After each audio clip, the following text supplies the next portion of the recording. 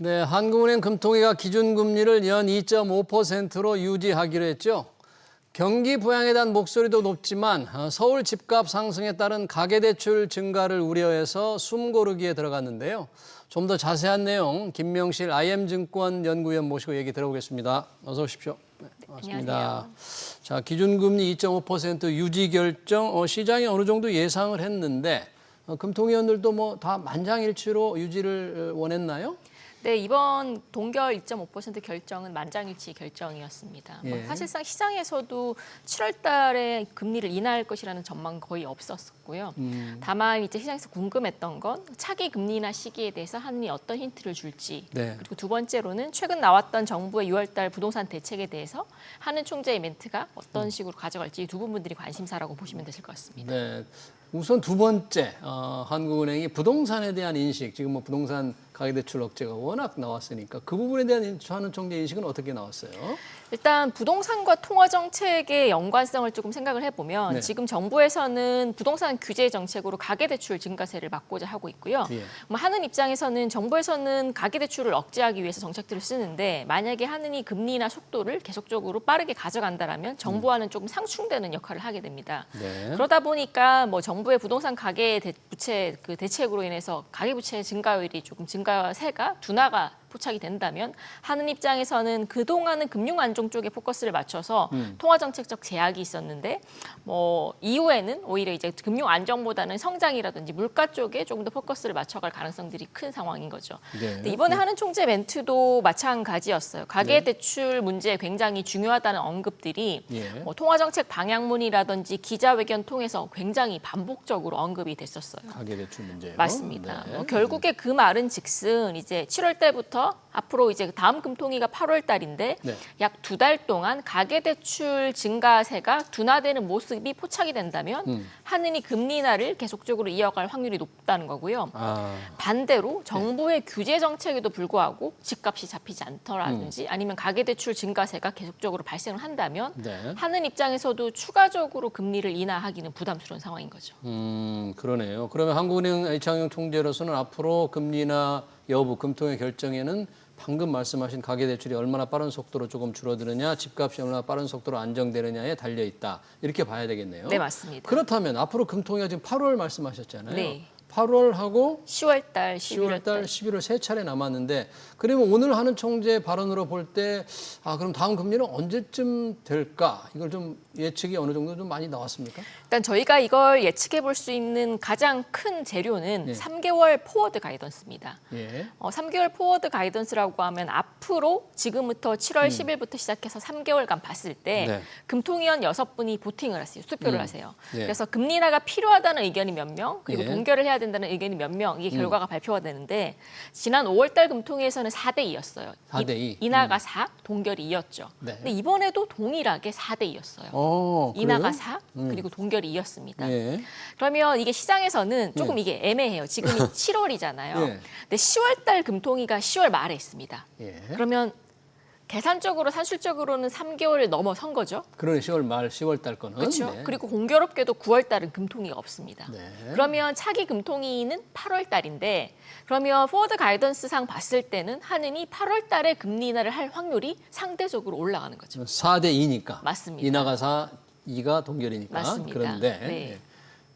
그럼 8월 달에는 확률이 올라가지만 만약 가계대출이 제대로 통제가 안 된다 그러면 또 고민을 할 거예요. 고민을 이번 할 거죠. 7월 달처럼. 근데 저는 이제 오늘 저도 자료를 발간하고 왔는데 네.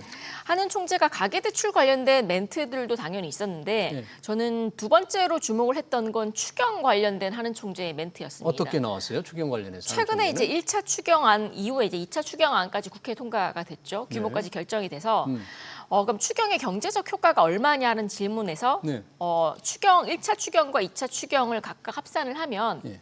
토탈로 0.2%포인트 성장률 제고 효과가 있다라고 말씀을 하셨어요. 네. 그러면 올해 성장률 전망치가 하는 기준으로는 0.8%니까 그렇죠. 추경이 집행되게 되면 성장률은 1%까지 올라가게 되는 거죠. 네. 근데 여기에 대해서 이제 이상현 총재가 어떤 말씀을 하셨냐면 근데 하반기에 걱정되는 건 8월 1일 이후에 관세 정책이 그렇죠. 관세율 자체가 지금 네. 25%로 지금 책정이 돼 예고가 있는데, 됐죠. 그렇죠? 트럼프 대통령. 여기서 정부 협상이 딱히 결과가 없어서 25%가 그대로 책정이 될 경우는 기존의 10%에서 관세율이 더 올라간 게 되니까 하반기 국내 수출 타격은 굉장히 클 거예요.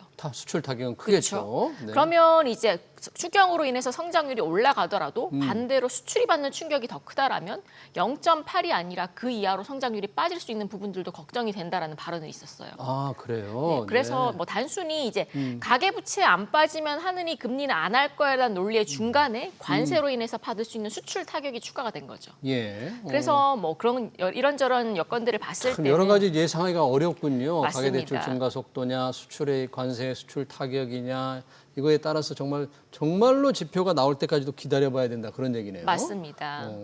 근데 이제 가능성상 저희가 시나리오를 봤을 때는 이제 그동안은 이제 부동산 쪽에 포커스를 맞춰서 금리나 속도를 계속 멈추거나 늦춰왔는데 네. 일단 정부에서 규제를 많이 적용을 시키고 있잖아요. 그렇죠. 뭐 6억 원이라는 대출한도 규제는 굉장히 파격적이었고 뭐 DSR도 마찬가지겠지만 이런 효과들이 적어도 8월 달, 9월 달 정도에는 나올 수 있다라는 가능성들이 더 큰 거죠. 네. 그런 측면에서 봤을 때는 오히려 이거보다는 수출이 망가지는 부분들을 더 걱정해야 하기 때문에 한은은 조금 선제적인 차원에서 8월 달에 금리 인하 액션을 할 수 있다라고 보고 있는 거고요. 아, 그렇군요. 트럼프 대통령의 상호 관세 예고한 8월 1일부터 25%가 그대로 적용될 경우 우리 수출에 미치는 영향, 그거를 더 한국은행이 조금 걱정할 가능성도 있다. 혹시 한국은행 총재 여러 가지 기자회견 내용에서 말씀하신 이제 추가 금리나 시점, 가계대출 문제 외에도 좀 주목한 내용이 혹시 조금 있습니까? 어떤 부분 여러 가지 뭐 얘기를 하던데요. 네, 일단 또 세 번째로는 이제 연준의 금리 인하와 관련돼서 국내 통화 정책도 영향을 받을 수 있는 부분들이 있잖아요. 네, 그렇죠. 국내는 이제 8월 달에 또 금리 인하를 해버리면 미국과의 기준금리 격차가 이제 더 벌어지게 되는 건데 뭐 다행스럽게도 어떤 발언이 있었냐면 최근에 환율에 대한 트렌드는 달러와 약세예요. 달러가 떨어지는 거. 그렇죠. 상대적으로 원하는 달러 대비해서는 통화가 강세겠죠. 반대로 생각을 하면. 예. 그러면 이제 통상적으로는 한미 금리 격차가 벌어지고 국내가 금리나 속도를 더 가팔리 가져간다면 반대가 되겠죠. 원하는 약세가 되고 달러가 강세가 되면서 환율적으로 굉장히 불안한 환경에 직면할 수가 있는데 이번에 이제 트렌드 자체가 달러와 약세 구도다 보니까 단순히 한미 금리 차 때문에 금리 인하를 못 한다라는 논리가 이번에는 적용되기 어렵다라고 말씀을 하셨어요. 네. 이런 부분들은 아까 말씀드린 거랑 같은 연장선상으로 하느니 이제 계속적으로 금리 인하 사이클을 가져갈 수밖에 없는 이유를 설명한다라고 보시면 되실 것 같아요. 그러네요. 지금 한미 금리 차는 이제 0.2% 포인트잖아요. 맞습니다. 200bp 정도 벌어 있습니다. 2% 포인트인데 이 연준의 금리 인하가 언제쯤 될까도 좀 관심이에요. 지금 맞습니다. 자꾸 트럼프 대통령은 파월 의장한테 금리 내리라고 압박을 하고 미국 경제가 조금 좋은 듯하지만 또 나빠질 수도 있고 어떻게 보십니까? 이달 30일에 연준 FOMC 회의가 있죠. 어떻게 지금 예상하세요? 네, 일단 7월 달 FOMC에 대해서 여러 가지 이슈들이 많았어요. 네. 그동안 이제 금리 인하를 주장하지 않으셨던 연준 위원들, 소위 말해서 매파적 의견을 피력하셨던 연준 위원들이 7월 달 금리 인하 필요할 수도 있다라는 발언도 있었고요. 아, 그래요? 네. 그리고 이제 지난번 ECB 포럼에서 파월 연준 의장도 7월 달 인하를 아예 고려 안 하고 있는 건 아니다. 다만 근데 경제 지표를 더 봐야 될 필요가 있다라는 발언이 있었어요. 네. 근데 그 말을 이제 곧 이제 7월 달 인하 가능하냐라고 연결짓기는 조금 어려울 것 같고 결정적으로는 이제 6월 달 발표된 민간 고용 그리고 이제 정부 고용 지표들이 중요하게 작용을 했죠. 예. 사실상 ADP 고용 지표는 많이 나빠지게 나왔는데 저희가 흔히 아는 비농업 고용 자수 자체가 컨센서스를 크게 상회를 했어요. 뭐 세부 내역으로는 정부 측 고용이 워낙 단기간에 늘어나서 아, 정부 고용이 그렇죠. 네. 표면적으로는 이제 숫자 자체는 올라갔던 거죠. 그래서 고용 시장 때문에 연준이 금리 인하를 빨리 한다라는 논리가 적어도 7월 달에는 만들어지기 어렵다라고 보고 있는데 네. 근데 저희가 여기서 주목해야 될 거는 이번에 오늘 6월 달 FOMC 의사록이 발표가 됐어요. 의사록에 뭐 좀 색다른 내용이 있었나요? 금리 인하를 주장하는 연준 위원이 공식적으로 2명이 늘어났죠. 아, 그럼 인하를 주장하는 의원이 있었어요? 이 맞습니다. 의사록에? 네. 그래서 그런 것들을 비추어 봤을 때는 7월 달 FOMC에서 금리 인하는 하진 않겠지만 9월 달 금리 인하를 시사하는 몇 가지 힌트들은 나올 수 있다고 생각을 하고 있습니다. 네, 그러네요. 그런 면에서 이번 7월 이달 31일 또 연준 회의가 주목이 될 것 같네요. 우리한테도 영향을 직접적으로 줄 수 있으니까. 지금 뭐 시장은 당연히 아까 잠깐 언급을 하셨지만 은행의 6억 가계대출 한도 제한 정말 초강력 대출 규정이 나왔는데 이걸로 인해서 지금 대출이 급격히 대출 신청이 좀 줄고 있잖아요. 이 효과가 바로 나타날 가능성을 좀 높게 봅니까? 시장에서는 어떻게 예상하세요? 일단 대출 규모 자체는 줄어들 수는 있다라고 봅니다. 대출 사실상 지금 비대면 대출은 다 막혀져 있는 상태고요. 예. 뭐 이제 물리적으로 저희가 대출을 할 수 없는 구도가 돼버린 거죠. 근데 두 번째로 이제 근데 걱정거리 중 하나는 이제 대출이 줄어든다고 해서 뭐 소위 말하는 서울 아파트 가격의 상승세가 제어될 수 있나 문제는 별거일 것 같아요. 아, 그거는요. 그래서 네. 뭐 결국에는 대출의 억제 효과가 부동산 가격의 급등세를 제한할 수 있다면 말씀드린 대로 정부의 규제와 한국은행의 스탠스가 맞아 떨어지는 건데 예. 그게 안 된다라면 대출 규제 효과들을 한은은 더 지켜볼 수밖에 없는 거죠. 네. 네, 뭐 아까 말씀 주신 대로 일단 7월달 이후부터는 대출 증가율 자체는 줄어들 수 있다라고는 생각을 하고 있습니다. 그러네요. 자, 이 대출 문제 그리고 향후 추가 금리나 시점 상당히 이제 관심이 많은데 환율도 잠깐 언급을 해주셨는데 지금 달러가 전체적으로 약세를 보이고 있는데 그 이런 추세에 비하면 우리 달러에 대한 원화 환율은 그렇게 좀 더 떨어져야 될 것 같은데 그렇게 많이 떨어지진 않는 것 같아요. 지금 한 1,370원 수준, 뭔가 한 1,300원 초반대라든지 이렇게 내려갈 것 같은데 역시 이것도 좀 관세가 어떻게 될지 몰라서 조금 불안한 겁니까? 환율? 맞습니다. 이제 관세 불확실성이 가장 크게 작용을 했고요. 오늘 이제 브라질 관세 50% 발표가 됐잖아요. 그렇더라고요. 네. 브라질에 갑자기. 그러면서 해와라가 폭락을 했습니다. 아, 그러니까 저희도 이제 25%라는 이제 관세가 정해졌고 일단 8월 1일까지 유예가 되지만 그렇죠. 트럼프 서한을 보면 뭐 저희들이 어떤 식으로 협상을 하느냐에 따라서 관세율이 올라갈 수도 있고 낮아질 수도 있어요. 거기다가 오늘 같이 발표된 게 이제 구리 관세 50%가 50%. 추가됐습니다. 네. 그래서 이렇게 불확실성이 큰 상황이면 당연히 수출국가 입장에서는 환율이 불안정할 수밖에 없는 상황인 거고요. 그래서 원화 약세도 당연히 이런 선상에서 진행이 된다라고는 보고 있습니다. 네, 그러네요. 지금 달러 약세 흐름이기 때문에 달러에 대한 원화 환율이 좀 떨어지면서 원화가 좀 강세가 좀 현저하게 나올 줄 알았는데 지금 관세 불확실성 때문에 원화 가치도 조금 변동성이 심한 그런 상황입니다. 관련해서 이제 채권 시장 얘기로 조금 들어가 보고 싶은데 트럼프 미 대통령 하나의 크고 아름다운 법안 의회를 최종적으로 통과했습니다. 그러다 보니까 이제 상당히 감세가 유지가 되는 건데 막대한 재정 적자를 초래할 거다.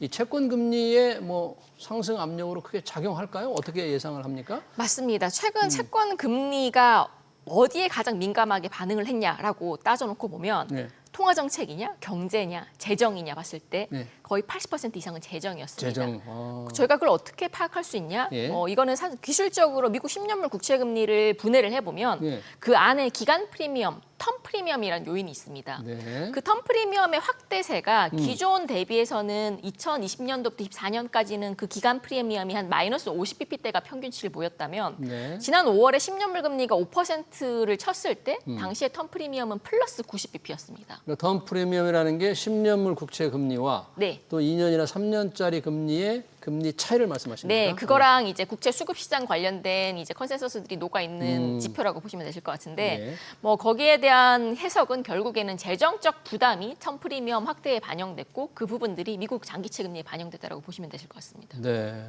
그런 흐름이 그러면 조금 채권 금리 상승 압박 강도가 계속 유지될까요? 맞습니다. 일단은 감세 법안은 미국의 재정 적자를 계속적으로 확대시키는 요인이잖아요. 예. 작년에 미국의 재정 적자가 FI 기준으로 24년도 기준으로 1.8조 달러가 나타났어요. 예. 예. 근데 올해 지금 FI 기준으로 25년치 누적치를 보면 작년보다 5월달 누적치까지 보면 한 1,600억 달러 오히려 재정 적자가 증가했어요. 늘었어요. 맞아요. 네. 다양한 이유들이 있겠지만 가장 큰 건 뭐 연준이 그 트럼프 정부가 파월 의장을 압박하고 있는 이유도 이자 지출이 너무 재정에서 늘어났다는 거죠. 네. 네. 전체 지출에서 네. 미국 이자 지출이 차지하는 비중이 13%예요. 네. 그 규모는 미국의 국방비랑 맞먹는 규모거든요. 네, 정부가 지급해야 될 이자가 국방비 수준이다. 참 답답합니다. 그렇죠. 그래서 이걸 압박해서 이제 재정에 대한 부분들을 조금 리스크를 축소시키려는 의도를 가지고 있는데 그 중에 하나의 대안도 저는 관세라고 생각을 하고 있습니다. 네. 결국에 미국 부채를 다른 국가들로 스프레드 아웃 시키면 재정에 대한 리스크들을 관세 수입으로 끌어올려서 교육 재정 적자를 상대국들에서 관세를 이렇게 뜯어내는 거죠. 네. 뜯어가지고. 그러면서 재정적자 문제를 해소하겠다라는 계획들을 가지고 있고 만약에 이 계획이 성공해서 재정적자가 작년 대비 줄어드는 게 파기된다면 미국 국채 금리는 빠질 수 있는 부분들이 있는 거고요.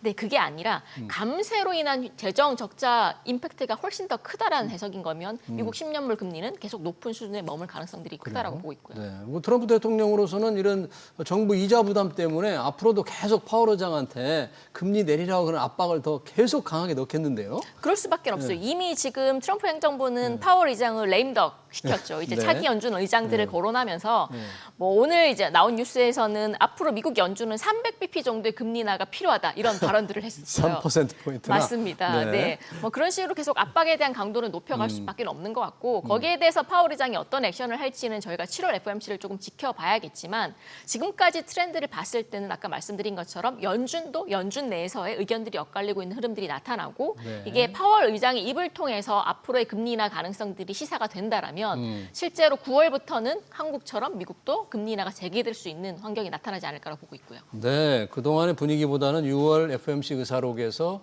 2명이 금리 인하를 얘기했다는, 그러다 보니까 FOMC의 그 위원들 간에도 뭔가 지금 의견이 엇갈리고 있다는 게 오늘 상당히 주목이 되네요. 한국은행 금통위의 기준금리 유지 결정 그리고 연준의 금리 전망까지 잘 들었습니다. 지금까지 김명실 IM증권 연구위원이었습니다. 고맙습니다. 네, 감사합니다. 네.